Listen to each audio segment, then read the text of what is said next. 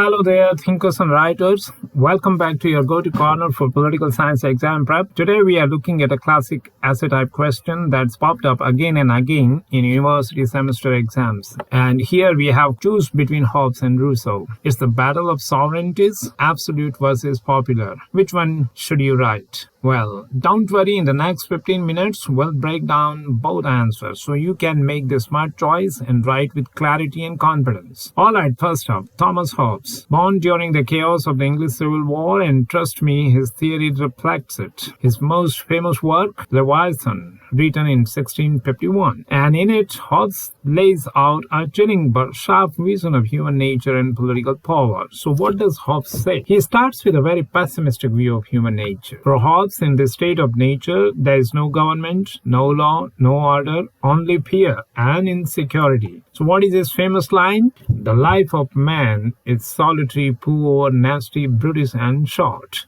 To escape this chaos, Hobbes says people make a social contract, not with each other, but with a powerful ruler of body, a sovereign. And this sovereign must have absolute power, no checks, no balances, no divided authority. Why? Because only absolute power can prevent a return to chaos. So what are the key features of Hobbes' absolute sovereignty? These features include, it is indivisible. What is indivisible? Sovereignty is indivisible. That cannot be shared. Sovereignty is above law. That means the sovereign makes law, not follows it. And sovereignty is not accountable to citizens. That means the absolute sovereign is not accountable to citizens. But it is created by consent through the contract. So yes, people give up their rights, but they do it for security and self-preservation and self-promotion. So in your answer, you should begin with its context, that is civil war, fear of anarchy, and then explain the state of nature and social contract. And after that, emphasize why absolute sovereignty is necessary according to Hobbes. And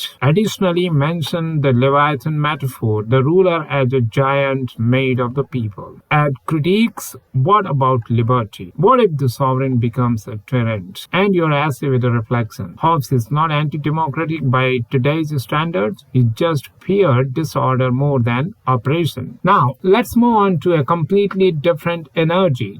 J.J. Rousseau, a philosopher of the Enlightenment and in many ways the voice of democratic ideals. His core work was The Social Contract, written in 1762. It begins with a punch. What is that? Man is born free, and everywhere he is in chains. So contradictory punch. It is, man is born free, but everywhere now is in chains. Rousseau argues that humans in the state of nature were free, equal, and good, but society and private property corrupted them. What was his solution? Not a Leviathan, but a social contract based on popular sovereignty. So, what is popular sovereignty? It means that sovereignty lies with the people, all of them, together. Rousseau says the people form a general will which expresses the common good. And the general will is supreme, inalienable, indivisible, directly expressed. What does that mean? Supreme means higher than any ruler or individual. Inalienable, when we say general will is inalienable, that means it cannot be transferred. And when we say general will is indivisible, it means it cannot be broken into parts. And when we are saying general will is directly expressed, that means ideally through direct democracy. So no king, no parliament can replace the collective will of the people. What should be your answer? In your answer, start with this idea of human nature and the corrupted society, then define popular sovereignty clearly, and then go on explaining the role of the general will, which is not just majority rule, but more than that. And mention his support for direct democracy and citizen participation. If time allowed, add critiques. Is the general will too vague? Could it lead to tyranny of the majority? And finally, highlight his influence on the French Revolution,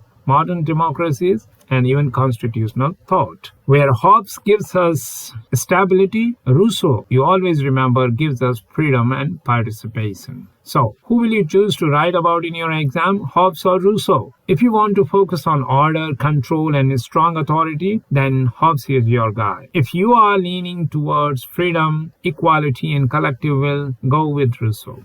Both thinkers are brilliant, but don't mix them up in your answer. Be precise, use their language like state of nature, social contract, general will, Leviathan. Alright, until next time, write well, revise smart, and remember, political thought isn't just about thinkers. It's about the world they were trying to make sense of. Thanks for tuning in. All the best for your exams.